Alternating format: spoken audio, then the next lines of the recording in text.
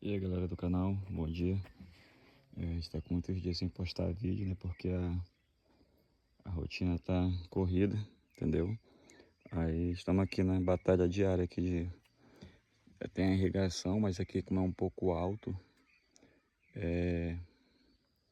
às vezes não chega a água lá nos pés de açaí na parte de lá de cima. A gente tem que molhar no regador. Nós estamos aqui, entendeu? Molhando.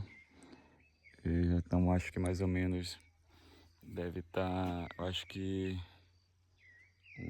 mais de mês sem chover, entendeu? E nós estamos aqui na batalha para não deixar os pés de açaí morrer. Bom dia.